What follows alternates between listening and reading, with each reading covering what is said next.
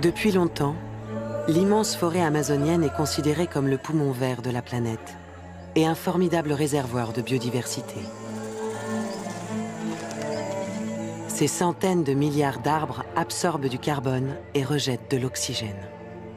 Une contribution vitale pour rendre notre planète respirable et limiter son réchauffement. Ce rôle climatique essentiel est menacé par une implacable déforestation. Cette forêt est épiée, mesurée, surveillée par des chercheurs du monde entier depuis plusieurs décennies. Il y a 15 ans, on a découvert qu'elle était survolée par de puissants flux de vapeur d'eau. On y a vu d'extraordinaires rivières volantes. Depuis 40 ans, Antonio Nobre cherche à déchiffrer le fonctionnement du climat amazonien. Pour moi, un arbre comme celui-ci est comme un geyser vert. Chaque jour, il puise dans le sol 1000 litres d'eau qu'il projette dans l'atmosphère. Ce sont eux qui font le climat. Les recherches d'Antonio Nobre sur ces rivières volantes et sur leur rôle dans la grande machine climatique ont buté sur d'importantes énigmes scientifiques. Les vents soufflent dans la même direction partout sur la planète, et il y a une exception. Et il se trouve que c'est juste en Amazonie.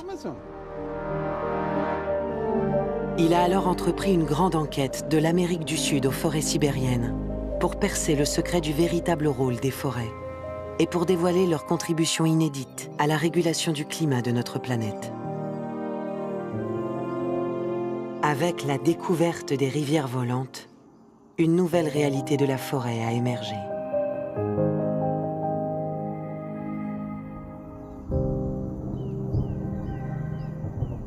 Le terme de rivière volante sonne étrangement à nos oreilles.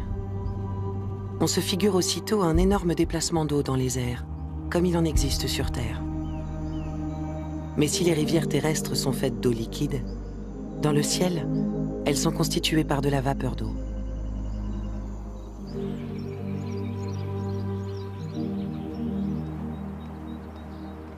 Le premier à avoir utilisé le terme de rivière volante est un climatologue, José Marengo, qui a reçu un prix Nobel pour son activité au GIEC, le groupement intergouvernemental sur l'évolution du climat, pendant 2 décennies. Il a aussi contribué à de nombreuses études sur le climat du continent sud-américain. Nous, les météorologues, nous avons remarqué qu'il y a des régions sur la planète où il y a des vents très puissants. Alors que je travaillais aux États-Unis, on a commencé à identifier ce genre de structure. Et puis on s'est rendu compte que certains endroits se comportaient comme des goulets étroits d'eau, qui sont en fait extrêmement importants pendant les moussons, que ce soit en Inde ou ici en Amérique du Sud. Et puis il y a eu cette publication par les professeurs Zhu et Newell du MIT. En 1998, ils l'ont présentée dans une conférence. En étudiant des images satellites dédiées à la vapeur d'eau, 2 chercheurs américains ont remarqué des structures longues de plusieurs milliers de kilomètres. Ces bandes, visibles plusieurs jours de suite, étaient constituées de vapeur d'eau. Ils leur ont donné le nom de rivières troposphériques. Ces rivières sont là depuis que nous avons des données. Elles ne sont pas nouvelles, elles sont là. Elles font partie de la circulation. À l'aube des années 2000, naissait donc le concept de rivière volante. L'une d'entre elles occupait le ciel du continent sud-américain.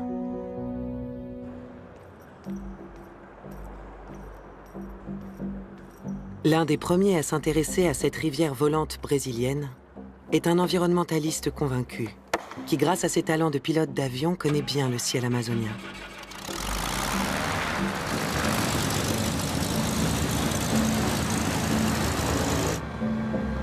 Gérard Moss, brésilien d'adoption et aventurier, s'envolait souvent dans le ciel tourmenté de l'Amazonie pour le compte de l'Agence brésilienne de l'eau.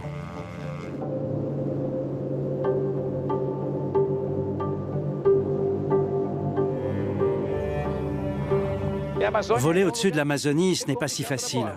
C'est une forêt dense, avec peu d'aérodromes. Souvent, les nuages sont bas et il pleut.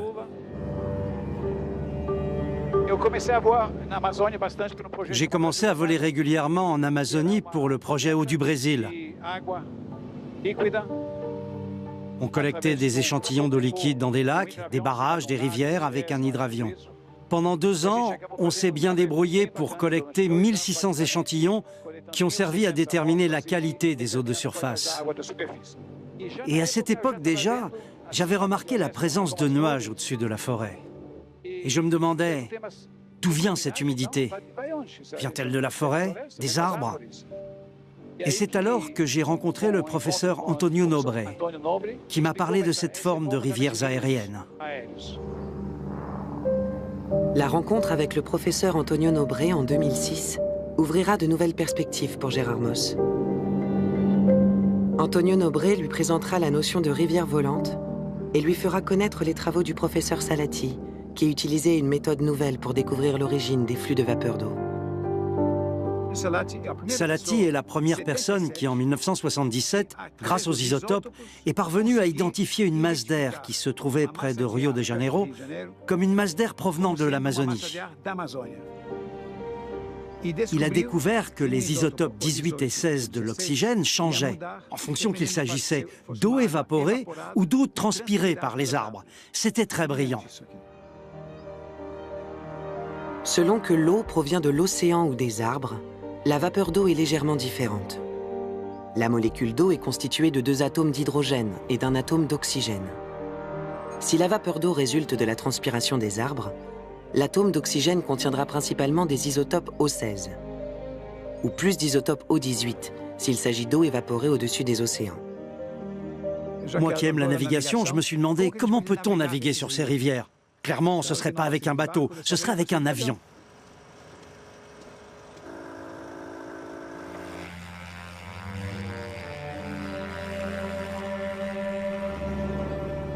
Gérard Moss a repris ses vols et ses collectes d'échantillons, mais de vapeur d'eau cette fois. Ces échantillons de vapeur étaient ensuite analysés pour savoir si les molécules d'eau provenaient des océans ou des arbres. En combinant ces informations avec les données météorologiques des satellites, Gérard Moss parvint à cartographier le parcours des rivières volantes. On décolle. On commence par Belém. La masse d'air va comme prévu vers Acre. Elle tourne vers le sud-sud-est. On se pose au Mato Grosso et elle poursuit son chemin vers l'Atlantique en passant au-dessus de Sao Paulo. Avant de parvenir dans le sud du continent, les rivières volantes rencontrent la cordillère des Andes à l'ouest du continent sud-américain. Cette barrière haute de 6000 mètres contrarie le mouvement des rivières volantes, ce que démontre une étude scientifique baptisée SALGEX, dirigée par José Marengo. SALGEX était une expérience de terrain que nous avons décidé de monter avec les États-Unis, le Pérou, la Bolivie, le Brésil et l'Argentine. On essayait d'avoir plus d'informations sur cette structure et sur le fonctionnement du jet de basse altitude d'Amérique du Sud, parce que nous ne savions pas grand-chose. Nous avions essentiellement des données provenant de stations situées aux alentours, qui mesuraient la pluie par exemple. Et nous avions des ballons pilotes grâce auxquels nous pouvions suivre la direction des vents. Et nous avions des radiosondes aussi. Les mesures des vents et d'humidité au pied des Andes établissent que cette masse d'air très dynamique est chargée d'humidité. Les vents qui viennent de l'Atlantique se dirigent vers l'Amazone, rencontrent les Andes les forcent à changer de direction et à accélérer. Et c'est alors qu'ils ressemblent au cœur d'une rivière. D'où le nom de rivière atmosphérique, c'est-à-dire jet de basse altitude. Jet en raison de la vitesse. SALGEX démontre l'existence d'un courant aérien chargé d'humidité, principalement alimenté par les alizés venant de l'Atlantique, auquel se joint en été un autre courant subtropical. Ce courant traverse l'Amazonie en direction de la cordillère des Andes, où il doit bifurquer vers le sud du continent. Une authentique rivière volante. S'il existe un scientifique qui mesure à quel point ces rivières volantes sont importantes, c'est le spécialiste des sciences de la Terre, Antonio Nobre. Pour ce chercheur à l'Institut national de recherche spatiale brésilien, elles sont même à l'origine de ce qu'il appelle le quadrilatère de la chance. Mais pourquoi emploie-t-il une pareille expression?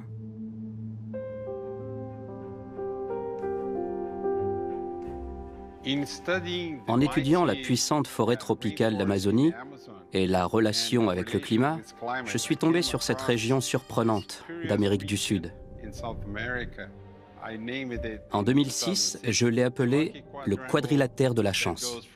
Il s'étend de Cuyaba au nord à Buenos Aires au sud, de Sao Paulo à l'est jusqu'aux Andes à l'ouest. Et au centre de cette zone, vous avez l'une des plus belles chutes d'eau au monde, ce qui nous dit que cette zone est humide. Alors qu'elle ne devrait pas l'être. Dans ce quadrilatère de la chance se trouvent donc ces merveilleuses chutes d'Iguassou, classées au patrimoine de l'humanité. Sans l'humidité des rivières volantes qui a précipité sous forme de pluie en amont de ce site, ces cascades ne vaporiseraient pas de façon aussi spectaculaire l'eau de la rivière Iguassou. Dans ce quadrilatère de la chance se trouve la plus forte densité de population d'Amérique du Sud. C'est aujourd'hui le cœur battant du continent, où est produite 70% de la richesse sud-américaine. Mais pourquoi le quadrilatère de la chance est-il si prospère et si humide? Si vous regardez à la latitude où se trouve le quadrilatère de la chance, vous avez le Namibe et le désert du Kalahari en Afrique. Et en Australie, vous avez l'Outback. De l'autre côté des Andes se trouve le désert d'Atacama, l'un des plus secs au monde. Et là, vous avez le quadrilatère de la chance, dans une zone où il ne devrait pas se trouver. Ici, ce devrait être un désert. Pourquoi ce n'est pas un désert? À la même latitude, à l'ouest des Andes, se trouve le désert hyperaride d'Atacama, où dans certains endroits il ne pleut pas pendant des dizaines d'années. Tandis qu'à l'est de cette barrière rocheuse, ce sont les régions les plus prospères d'Amérique du Sud. Ce n'est pas le fait du hasard. Cela dépend de quelques propriétés de la circulation atmosphérique globale et en particulier de la cellule de Hadley. On doit alors se demander pourquoi les déserts sont répartis autour du globe aux latitudes 30 degrés nord, 30 degrés sud. Ce n'est pas par hasard. Que se passe-t-il? Le rayonnement solaire, arrivant à l'équateur, réchauffe la Terre et réchauffe l'air. L'air monte parce qu'il est plus léger, puis il se déplace vers les latitudes plus hautes. Ce faisant, il perd de l'humidité, ce qui provoque des précipitations. L'air est alors sec et il se dirige vers les latitudes 30 degrés nord et 30 degrés sud. Et c'est là que cet air sec et chaud descend, se charge de l'humidité de la surface et y produit des déserts. C'est ce qu'on appelle la cellule de Hadley. Et cela explique pourquoi les déserts sont là où ils sont. Sauf pour le quadrilatère de la chance. Pourquoi?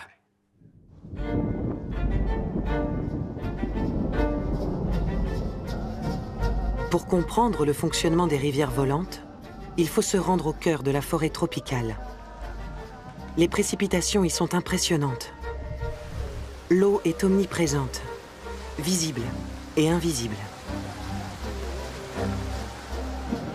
L'incroyable réseau hydrologique du bassin de l'Amazone et ses innombrables affluents attestent de ce dynamisme.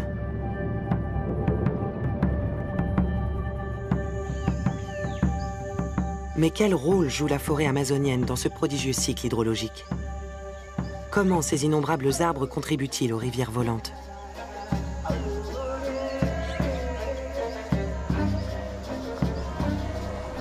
Notre enquête se poursuit dans une base scientifique située dans une zone protégée de la forêt amazonienne. La forêt de Tapajós, placée sous la responsabilité conjointe de l'Université américaine d'Arizona et de l'Organisme brésilien pour la recherche en Amazonie, INPA. Ici est déployée une batterie d'instruments pour mesurer la respiration de la forêt. On y étudie notamment la photosynthèse, le processus fondamental par lequel les arbres absorbent du CO2 et rejettent de l'oxygène pour se nourrir. La photosynthèse est un indice précieux pour connaître l'état de santé de la forêt. Un jeune chercheur brésilien, Leonardo Zicardi, est un habitué de cette base scientifique. Ses travaux cherchent à établir l'activité photosynthétique réelle de la forêt. Chico, tu tiens le ruban? D'après lui, les données sur la photosynthèse obtenues par les satellites sont imprécises. parce qu'ils ne prennent en compte que le feuillage de la canopée, la partie supérieure de la forêt. Zut, quand je le prends dans la main, le soleil s'en va. On dirait que c'est fait exprès. On ne sait jamais à quoi s'attendre en Amazonie. Il faut être patient. Pour cela, ils mesurent la fluorescence des feuilles de bas en haut de la forêt, un indice qui permet de connaître leur activité photosynthétique. Aujourd'hui, nous avons la technologie qui permet, par exemple, de surveiller de vastes zones de forêt par satellite. Le problème, c'est que le satellite, il n'est pas nécessairement précis. Il ne voit pas ce qui se passe ici, au milieu de la forêt. La recherche de Leonardo Zicardi permettra d'établir plus exactement l'activité photosynthétique de la forêt. Une donnée fondamentale au regard de l'urgence climatique.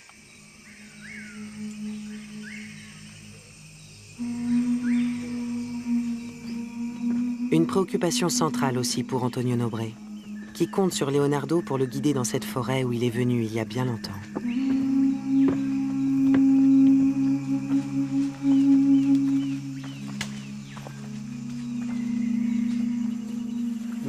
Alors, Leonardo, c'est quoi cet arbre?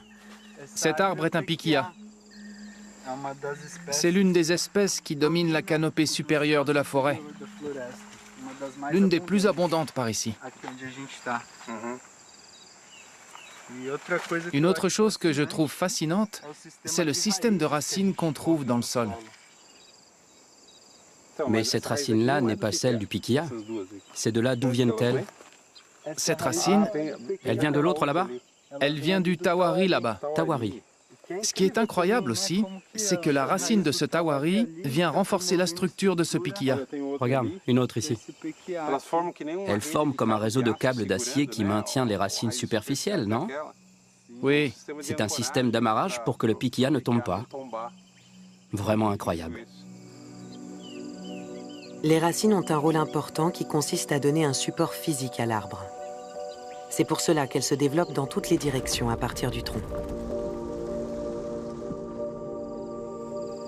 À quelle profondeur se trouve la nappe phréatique ici? environ 60-70 mètres avant d'atteindre l'eau. Donc, la racine pivotante qui se trouve sous ce grand arbre a pour fonction d'aller chercher l'eau dans la nappe phréatique. On peut donc dire qu'on a sans doute ici des racines de 70 mètres. Ce piquilla a développé une racine dite racine pivotante, plus longue que sa partie aérienne, pour pouvoir atteindre la nappe phréatique. Mais pour se nourrir, son système racinaire réalise aussi une collaboration symbiotique avec les champignons mycorhiziens. Il y a eu des études. Par exemple, un de mes collègues de la République tchèque, Jan Čermák, a étudié la connexion des racines très fines de ces arbres avec les champignons. Et cette connexion qu'on appelle la mycorhize, il a voulu en calculer la quantité. Dans 1 mètre carré de forêt, il peut y avoir 5000 km de ramifications de champignons. Et ces champignons sont très efficaces pour extraire l'eau et extraire les nutriments. Cette collaboration permet aux racines de capter des molécules d'eau et des sels minéraux disséminés dans le sol. Ces apports d'eau et de sels minéraux constituent la sève, cruciale pour la vie de l'arbre. Ce flux pénètre dans l'arbre à travers le xylème et monte. C'est ce qui permet à la couronne de l'arbre d'être alimentée et bien pourvue en eau.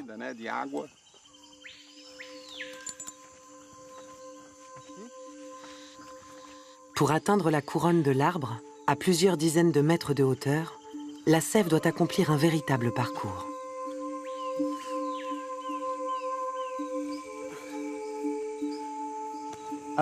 Comme tous les autres organismes vivants, les arbres doivent aussi se procurer des nutriments. Ils y parviennent grâce aux racines profondes qui absorbent de l'eau et des sels minéraux. Et ils les acheminent des racines vers leur couronne à travers le xylème. Alors, si nous faisions une coupe transversale de la structure de cet arbre, nous verrions de l'eau et des sels minéraux transportés des racines vers les feuilles à travers le xylème. Derrière l'écorce se trouve un tissu appelé xylème. Un système de tubes très efficace où la sève circule pour effectuer son ascension.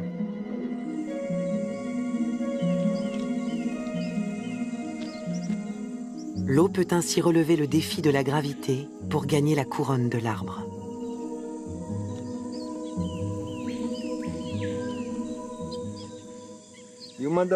Une des raisons qui explique que les arbres ont autant de feuilles, c'est qu'une seule feuille comme celle-ci a une capacité limitée à absorber la lumière. Ainsi, en générant plus de feuilles, les arbres vont pouvoir absorber une plus grande quantité de lumière et aussi échanger plus de gaz carbonique avec l'atmosphère. Ce processus, c'est le miracle de la photosynthèse. La photosynthèse est ce processus qui utilise l'énergie du soleil pour fabriquer des sucres à partir du dioxyde de carbone pris dans l'air et de l'eau reçue par les racines. Cette réaction biochimique produit du glucose et rejette de l'oxygène. Ce qu'il faut noter, c'est qu'une petite quantité seulement de l'eau absorbée par l'arbre lui sert à se nourrir. En réalité, la plus grande partie de l'eau absorbée par l'arbre sert à dissiper la chaleur grâce à la transpiration des feuilles. Grâce à la transpiration, les feuilles des arbres peuvent rétablir leur équilibre thermique, comme le font les humains lorsqu'ils transpirent. Ce petit miracle de la nature est commun à tous les arbres, et même à toutes les plantes. Mais dans la forêt équatoriale, les arbres reçoivent énormément de radiation solaire. Il est donc vital de connaître l'importance exacte du phénomène de la transpiration.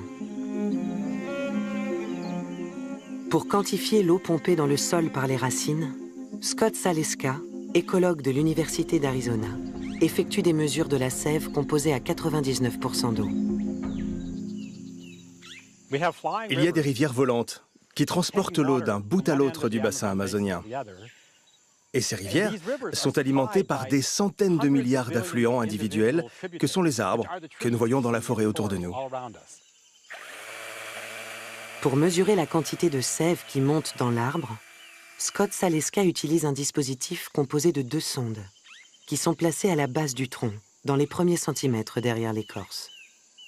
Alors, je vais placer chacune de ces 2 sondes dans les trous que je viens de percer.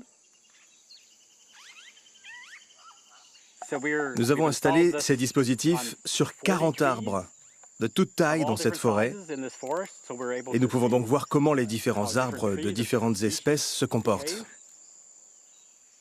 Et avec ces instruments, nous pouvons précisément quantifier l'eau circulant à travers les tubes du xylème chaque heure, chaque jour, chaque saison, année après année. Mais quantifier la respiration de la forêt à partir des données de quelques dizaines d'arbres seulement n'est pas suffisant. Pour tenir compte de la variabilité des situations des arbres et des plantes, qui elles aussi émettent de la vapeur, d'autres outils ont été développés. Scott Zaleska a bataillé pour installer de hautes tours dotées d'instruments sophistiqués. Chaque jour, nous prenons le pouls de la vie de la forêt. Et si nous sommes capables de mesurer les flux individuels de chacun de ces affluents au sol avec ces mesures de flux de sève, nous pouvons aussi mesurer la quantité totale, le flux total de ce geyser grâce à l'instrumentation spéciale de cette tour. Cet anémomètre enregistre avec un haut degré de précision et en 3 dimensions la vitesse des vents autour de la tour.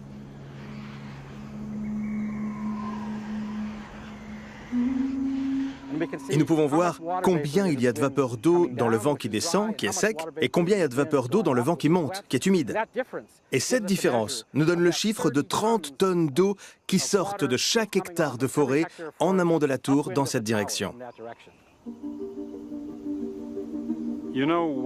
Un gros arbre d'Amazonie peut transpirer jusqu'à 1000 litres en une seule journée.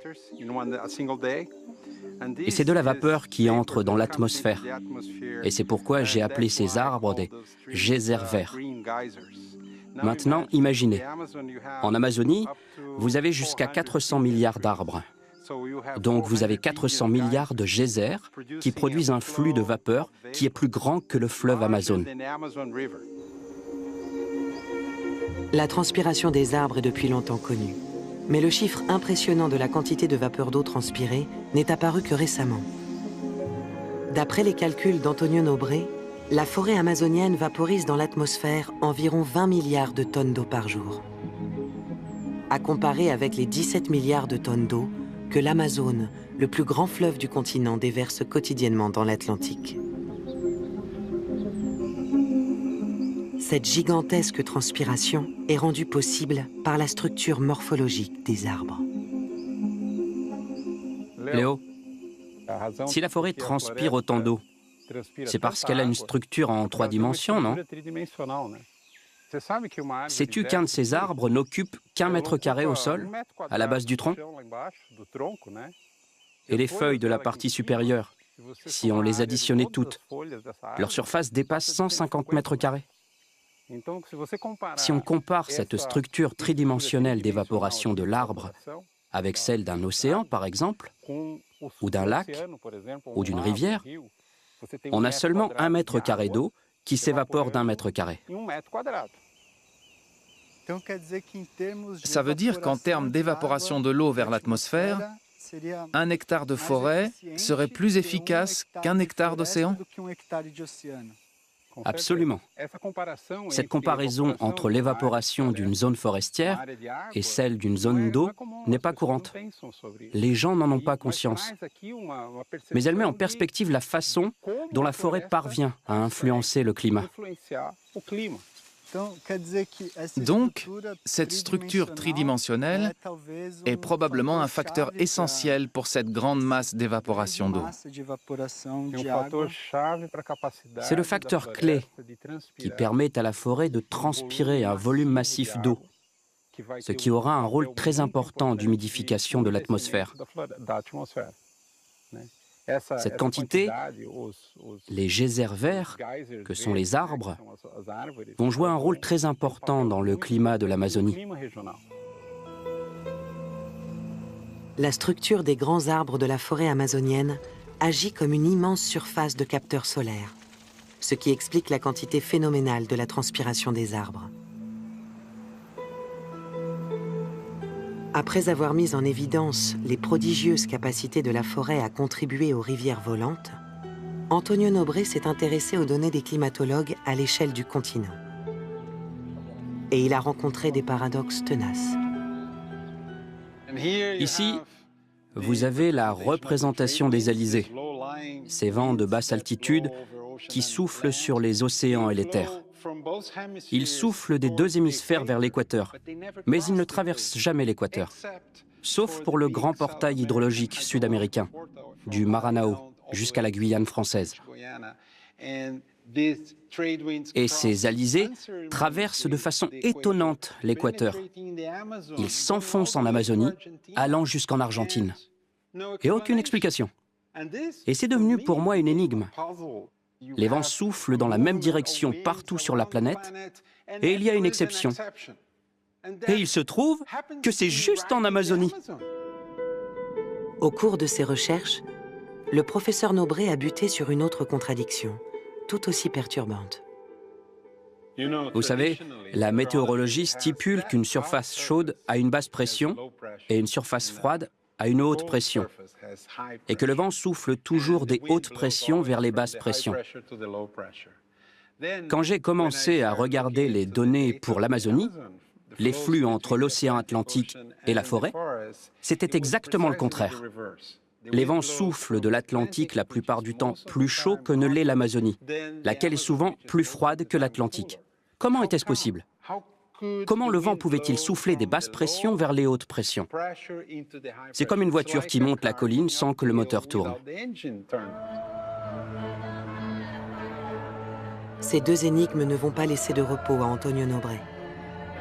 Mais sa quête scientifique va se heurter à l'indifférence de ses collègues. Pendant des années, j'ai réfléchi à des questions fondamentales au sujet du vivant et de l'environnement, et particulièrement sur le climat. J'ai rencontré de nombreux paradoxes non résolus. Et je n'ai cessé de frapper à la porte des météorologues pour chercher des réponses, y compris dans ma propre famille. 2 de mes frères sont météorologues. Je ne pouvais pas expliquer ces paradoxes, et eux non plus. Je ne pouvais pas obtenir de réponse qui faisait sens du point de vue de la physique. Antonio Nobré a exploré nombre de publications et de théories, jusqu'à ce que sa curiosité le pousse à ouvrir un livre, La régulation biotique de l'environnement, écrit par des physiciens russes qui lui étaient complètement inconnus. Je vais peut-être trouver quelque chose là. Je me suis emparé du livre et j'ai commencé à le lire. Et c'était frénétique. Je ne pouvais pas m'arrêter. Et j'ai lu le livre d'une seule traite, pour ainsi dire. Et chaque chapitre était comme une découverte. Vous savez, comme un jaillissement de trouvailles. Comme quand vous ouvrez un trésor, un coffre rempli de trésors. Ils expliquaient comment le vivant pouvait se débrouiller tout seul, comment le vivant pouvait créer les conditions physiques qui le feraient s'épanouir et s'étendre et se maintenir et prolonger son devenir.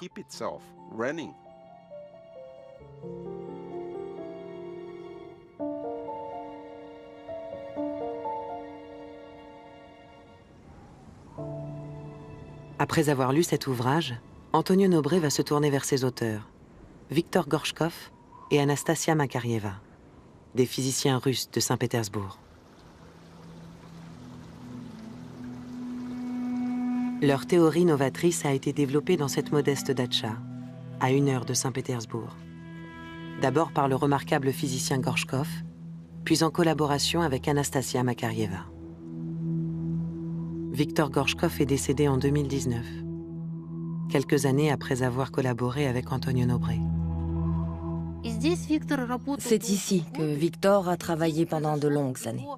Et c'est ici qu'il s'est tourné vers les sciences de la Terre et les sciences de la vie, ce qui l'a amené à développer la théorie de la pompe biotique. La pompe biotique est une création à la fois de la physique théorique et des sciences de la vie. Elle ne pouvait être découverte que par quelqu'un qui avait des connaissances fondamentales dans tous ces domaines. Au contraire des méthodes courantes en climatologie, les physiciens de l'Institut nucléaire de Saint-Pétersbourg n'ont utilisé que les lois fondamentales de la physique pour résoudre les questions de Nobré. Le professeur Nobré nous a parlé de ces caractéristiques étonnantes de la circulation atmosphérique au-dessus de la forêt amazonienne et il nous a suggéré de les décrire à l'aide de la physique théorique. Il nous a aussi parlé de l'énorme flux de vapeur d'eau issu de la transpiration de la forêt qui entre dans l'atmosphère. Les feuilles vertes enrichissent l'atmosphère avec la vapeur d'eau, une substance unique. À mesure que les molécules de vapeur d'eau montent dans l'atmosphère, elles rencontrent des températures de plus en plus froides. Leur énergie diminue. Lorsqu'elles se cognent entre elles, elles ne peuvent plus se séparer. Alors, elles condensent en gouttelettes, occupent beaucoup moins de volume que lors de leur phase gazeuse et deviennent des nuages. Les gouttes s'assemblent pour former des nuages. Et l'espace vide qui s'est formé après la condensation entraîne une baisse de la pression de l'air dans la colonne atmosphérique. La redistribution verticale de l'air sur une zone importante se traduit par une chute de la pression dans la partie basse de l'atmosphère. Si bien que l'air humide qui se trouve dans les zones proches où la pression est plus élevée se déplace vers la forêt. La pompe biotique est ce mécanisme qui provoque et contrôle les vents et attire des masses d'air humide depuis l'océan vers les terres.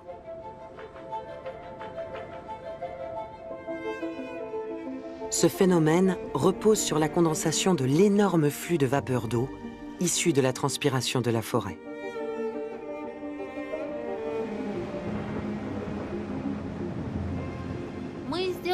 Nous avons fait une estimation théorique de la puissance de ce processus. Et il s'est avéré qu'elle coïncide avec la puissance de la circulation atmosphérique observée. Cela veut dire que le mécanisme de la pompe biotique joue un grand rôle dans la formation des mouvements atmosphériques et qu'il peut être à l'origine du fait étonnant que l'air de l'océan Atlantique traverse l'équateur au-dessus du bassin amazonien et se retrouve dans l'autre hémisphère. La découverte de la pompe biotique explique pourquoi en Amazonie les vents soufflent de l'océan vers la forêt, parvenant ainsi à franchir l'équateur et à alimenter les rivières volantes. Mais surtout, cette découverte éclaire le rôle majeur que jouent les forêts de tous les continents dans le climat. Non seulement l'Amazonie, mais toutes les grandes forêts naturelles fonctionnent comme des pompes biotiques. C'est le cas des forêts équatoriales d'Afrique et des forêts uniques de Papouasie-Nouvelle-Guinée, des forêts boréales de l'Amérique du Nord et de l'exceptionnelle ceinture forestière de la Russie, qui attire l'humidité de 3 océans à l'intérieur du continent et exerce une influence décisive sur la circulation atmosphérique de toute l'Eurasie.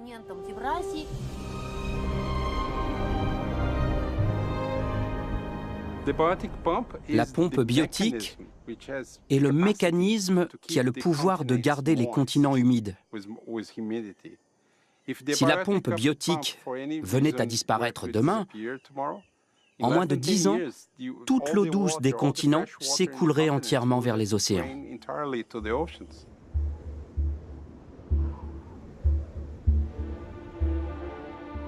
Mais comment les forêts boréales de l'hémisphère nord, composées surtout de conifères, peuvent-elles assurer le fonctionnement de la pompe biotique?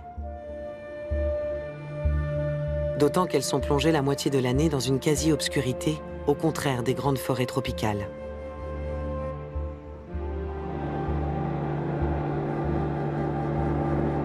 Nous accompagnons dans une réserve forestière proche de la Sibérie Alexei Aleinikov et Grigory Pojvanov, experts de la physiologie et du métabolisme des plantes de la région arctique.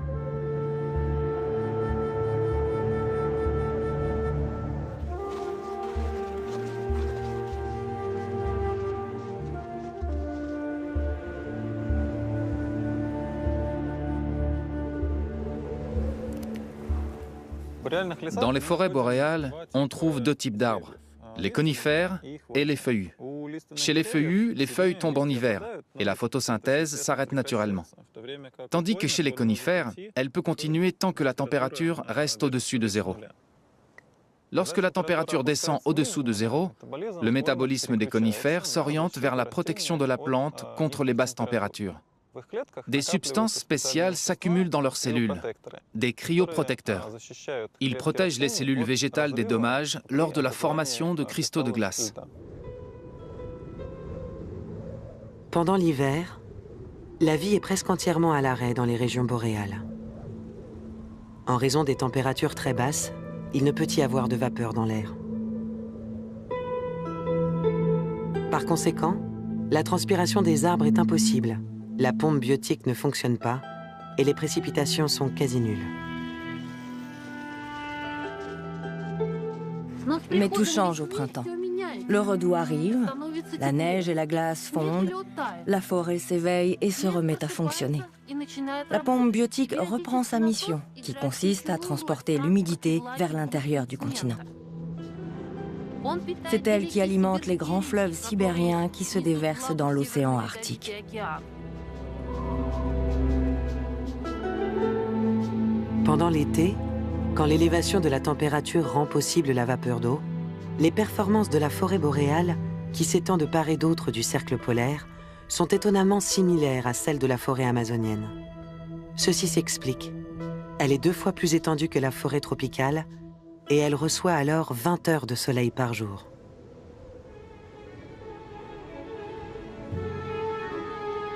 Peu de temps après la révélation de la pompe biotique, une autre découverte cruciale a été faite par des chercheurs qui voulaient comprendre pourquoi les pluies sont si fréquentes dans la forêt amazonienne.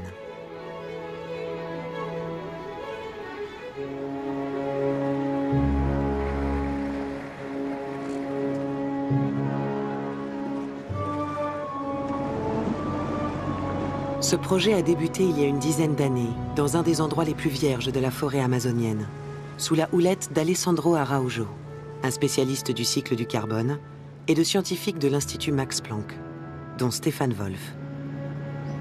C'était très compliqué d'aller à Hato. 6, 7, 8 heures de voyage. Je me souviens qu'on quittait Manaus au lever du jour et qu'à notre arrivée à Hato, il faisait déjà nuit.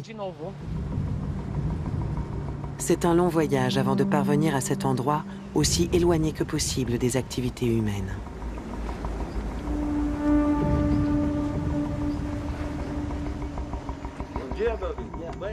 Un dernier checkpoint assez tropical sur la rivière Ouatouma, avant de s'intéresser à comment la pluie se forme au-dessus de la forêt. Une des choses qui nous intéresse, c'est de mieux connaître comment la forêt amazonienne produit elle-même de la pluie. C'est grâce à de toutes petites particules qu'on appelle des noyaux de condensation. Et ces noyaux de condensation se forment au-dessus de la forêt par l'émission de gaz qui rencontrent d'autres gaz dans l'atmosphère, ce qui produit directement de nouvelles particules. Et ces particules agrègent de la vapeur d'eau. Et peu après, une goutte d'eau est formée.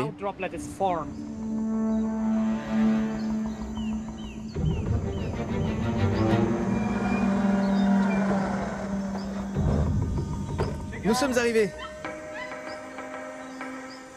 Et voici notre petite tour. Oui, je la trouve très belle. Elle est un peu plus haute que la tour Eiffel, je crois. 4 mètres de plus que la tour Eiffel. Eh oui. Pour garantir des résultats aussi indiscutables que possible, la base scientifique a été mise à distance de la tour et de ses capteurs supersensibles.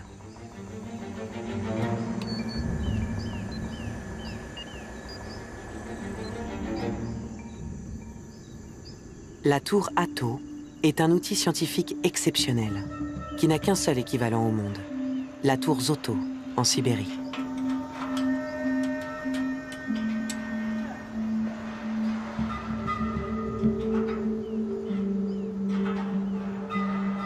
Des capteurs, étagés sur toute la hauteur de la tour, prélèvent en continu tous les aérosols. Des microparticules arrachées aux arbres par les vents, des poussières, bactéries, pollen, minéraux en suspension, qui se trouvent dans la couche basse de l'atmosphère.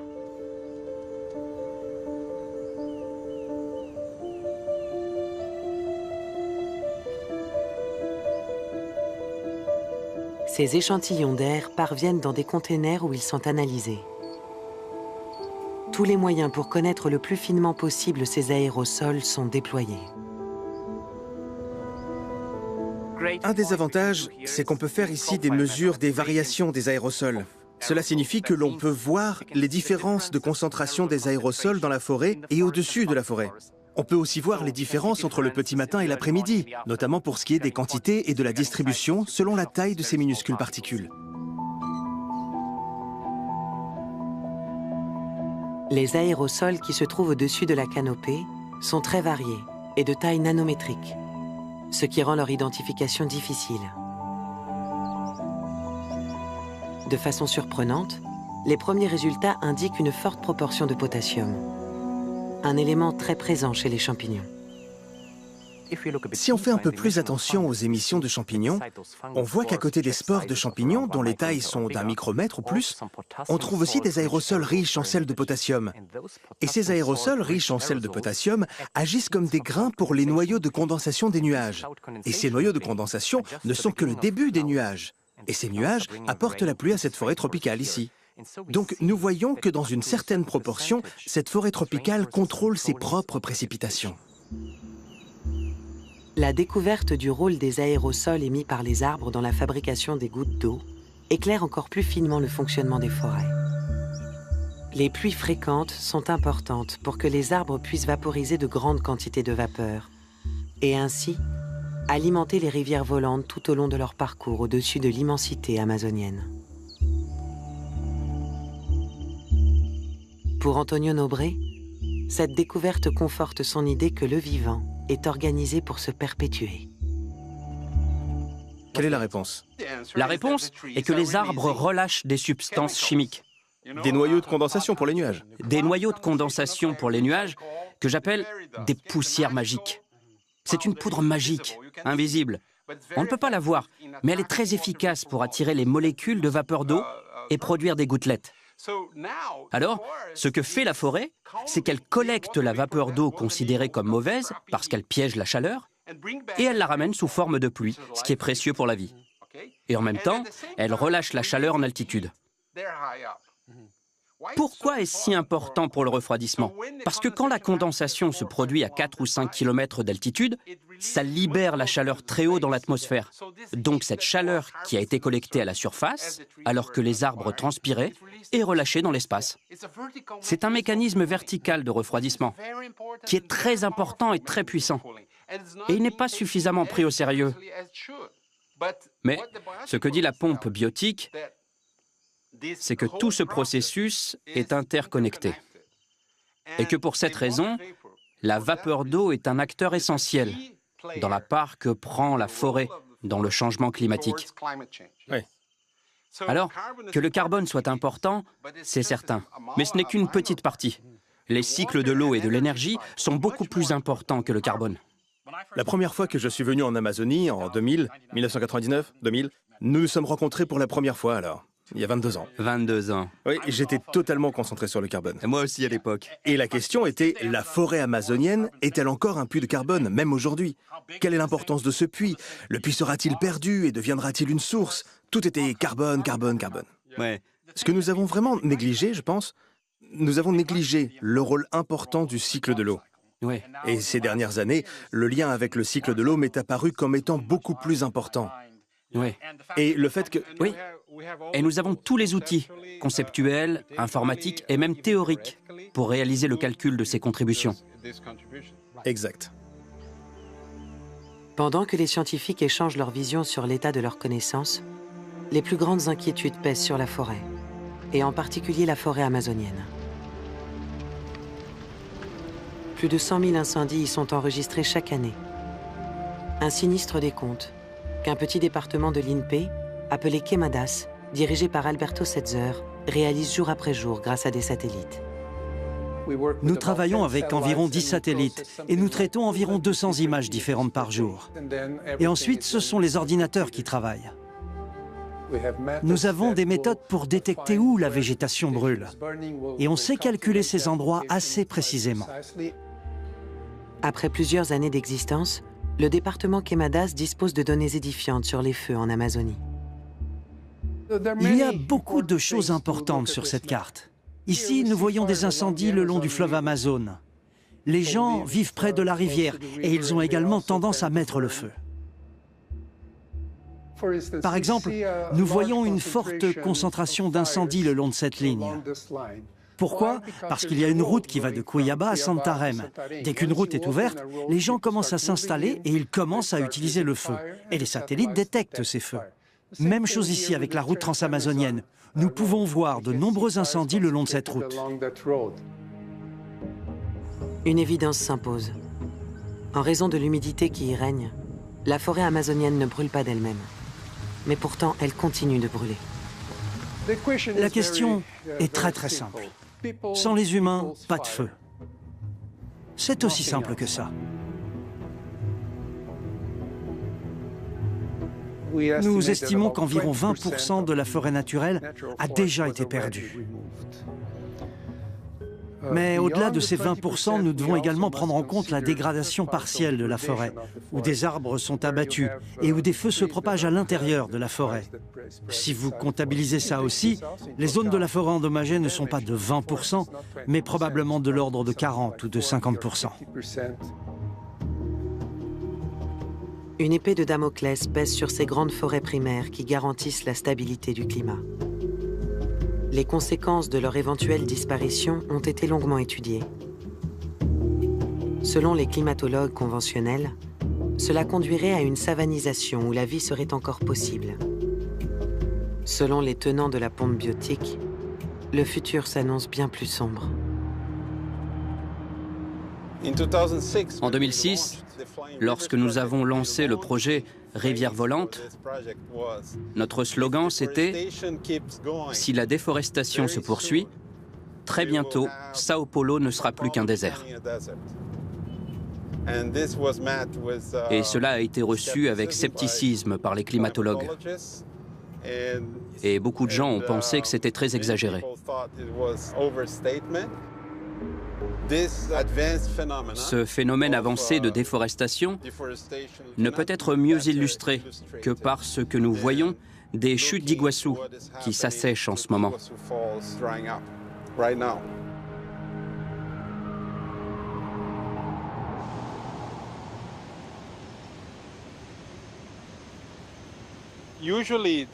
Habituellement, la rivière Iguassou a un débit de 1700 mètres cubes par seconde.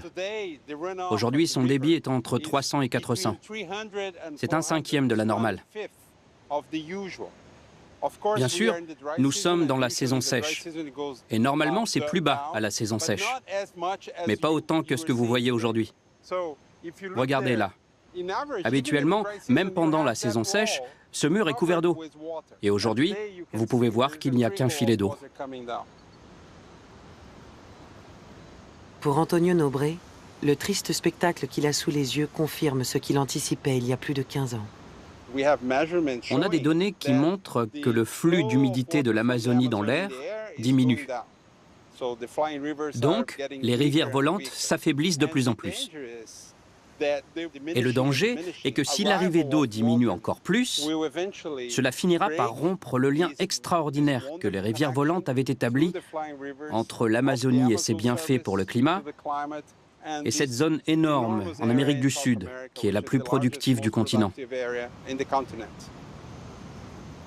Une reforestation massive pourrait-elle remédier à cette situation ?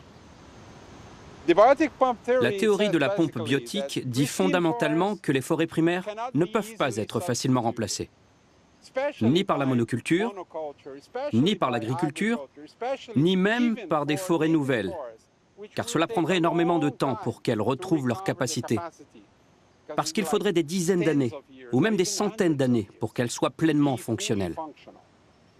Nous avons un système qui résulte de millions et de millions d'années d'évolution.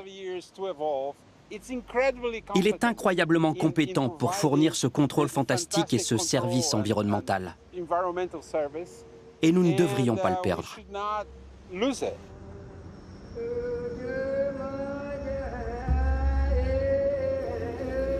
En voulant élucider le mystère des rivières volantes, les scientifiques ont découvert la complexité du rôle des arbres dans le cycle hydrologique, le mécanisme fondamental de la pompe biotique et l'action capitale des forêts pour réguler le climat et limiter le réchauffement de la planète. Les forêts anciennes ont plus que jamais besoin d'être protégées. Si nous perdons l'esprit de la forêt, son être, alors nous perdons les pluies. Et si nous perdons les pluies, nous n'avons rien à boire, rien à manger. À travers la culture autochtone, vous trouvez cette sagesse. Et nous, les sociétés évoluées, civilisées, on devrait apprendre des autochtones. C'est facile en fait. Laissez la forêt tranquille.